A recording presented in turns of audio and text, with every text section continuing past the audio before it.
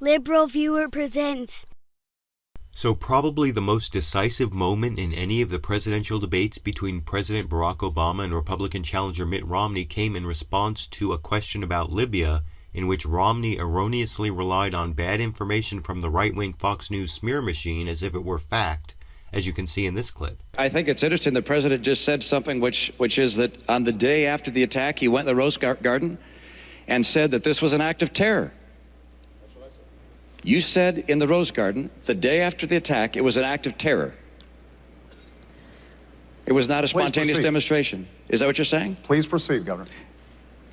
I want to make sure we get that for the record, because it took the president 14 days before he called the attack in Benghazi an act of terror. Get the transcript. He did, in fact, sir. So let me call it an act of terror. Can you say that a little louder, Candy?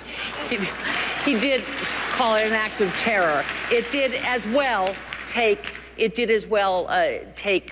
2 weeks or so for the whole idea of there being a riot out there about this tape to come out. You're correct about that. Now, if you watch the video I made 2 weeks before the debate, you know Romney was completely wrong to claim it took President Obama 14 days to call the attack in Benghazi an act of terror, but Romney's wrongness shouldn't be surprising to those who've watched his campaign and, of course, Fox News politicized the attack in Benghazi, trying to claim there's some cover-up, as satirical conservative pundit Stephen Colbert pointed out in his post-debate analysis in this clip. Romney and his running mate have been hammering the president over this cover-up for weeks. Americans are asking, what did the president know? When did the president know it? Which one is Libya? So Romney and his running mates at Fox News had already spent weeks promoting the supposed Libya cover-up, including the false claim about not calling the attack an act of terror, and supposedly straight news anchor Bret Baier was still trying to deny the dishonesty in Fox News' coverage immediately after the debate, as you can see here. On the Libya question, there was something very interesting. The president was saying that he was declaring it an act of terrorism at the beginning in the Rose Garden on September 12th. This is the quote that he said there, quote, "No acts of terror," at the end of the speech, not specifically speaking about Benghazi, but saying generically, "No acts of terror will ever shake the resolve of this great nation, alter that character, or eclipse the light of the values that we stand for." That's right. That's the far-fetched, far-right spin Fox News came up with, which was well skewered by the parody of Stephen Colbert that you can see in this clip. Look, Obama didn't actually say act of terror, did he, Jim? No acts of terror will ever shake the resolve of this great nation. Okay, but acts of terror could refer to anything. I mean, how do we know he's talking about Benghazi in that Benghazi speech the day after the Benghazi attacks? He could have been talking about beloved character actor Ben Gazzara. Because, folks, I will tell you, it is a scandal that he does not get more roles. What? Gazzara's dead? Happened on Obama's watch. Folks, now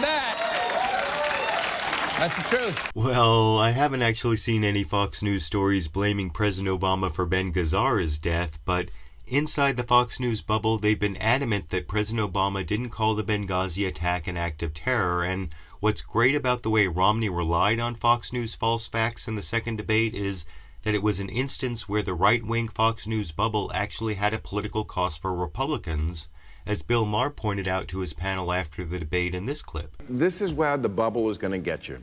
In the Republican bubble, it took Obama 14 days to say act of terror. But we know, we actually have the transcript. Show the quote. Obama said the next day, no acts of terror.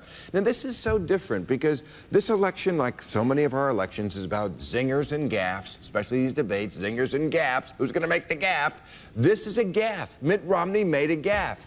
Where in the world is a gaffe not a gaffe? In the Republican bubble where they pretend it's not a gaffe. You know, Bill Maher's right that only in the right-wing Fox News bubble was Romney's misrepresentation not a gaffe. As the moderator of the debate and many of the actual journalists covering the debate pointed out, as you can see, for example, in the post-debate analysis from journalist Jonathan Karl of ABC News in this clip. That was obviously the Benghazi exchange. And by the way, on that, Diane, the president did that day in the Rose Garden actually say, no acts of terror will ever shake the resolve of this great nation, talking about what happened there. Or, for more nuanced analysis, journalist Wolf Blitzer pointed out both Romney's active terror gaffe and Romney's failure to ask more legitimate questions about the Libya attack in CNN's post-debate coverage here. On the Libya question, for example, the president was specifically asked a question that he avoided answering. He was asked, what did you do when you got reports before the attack that they needed greater security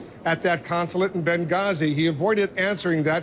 He then went on to give his answer and to express his deep feelings for those 4 Americans that were killed. That was a missed opportunity, clearly, for Mitt Romney, because he didn't challenge the president specifically on that. He didn't say that, Mr. President, you didn't answer that question.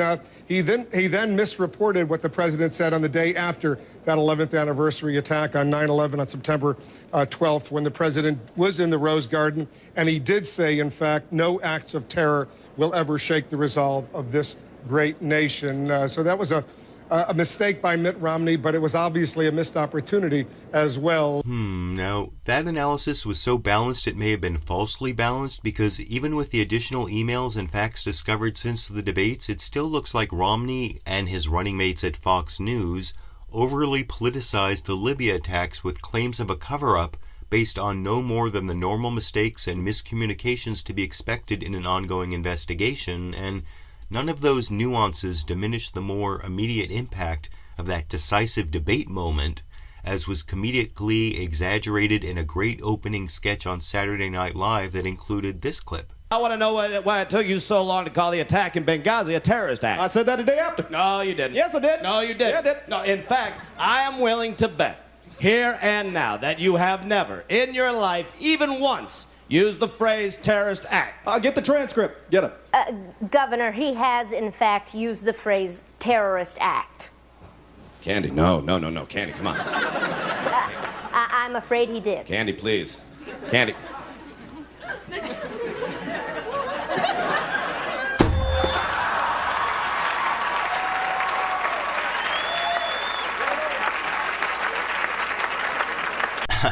In some ways, that sketch captures the spirit of that debate moment better than the original clip itself, and whether that big winning moment for President Obama will make a difference in what looks to be a close election remains to be seen, but it does demonstrate that reliance on Fox News misinformation can, eventually, exact a political cost, and that's a good thing, I think, but I want to know what you think.